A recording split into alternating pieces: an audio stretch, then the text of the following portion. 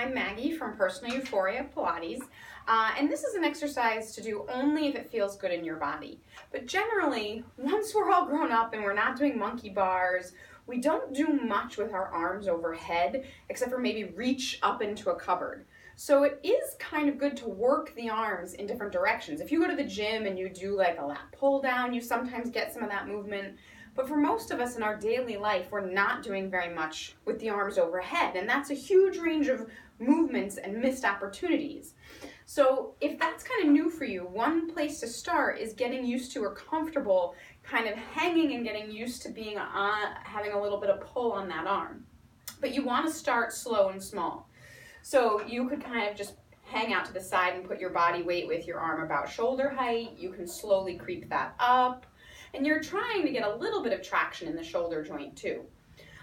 To do this at home, if you have like a bar that you could hang on to safely, that's great. If you have a door jamb that's solid and strong and support your body weight, that's a place to start. But you might want to get creative with what you could hang on to. Maybe you have a railing, or maybe the edge of your kitchen sink will work, right? But that's not usually high enough for this. It could do like the first low one. Then you just kind of experiment with different angles and what feels good. And you could kind of move gently on that angle, right? And play a little bit with hanging off that arm.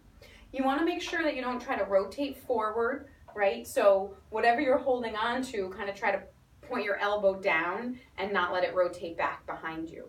And hang on different angles. Eventually, and if both arms feel okay, you can find something and hang overhead. And it's possible at first that you might not put any weight on there. Just putting your arms in this position might be enough of a stretch to hold here.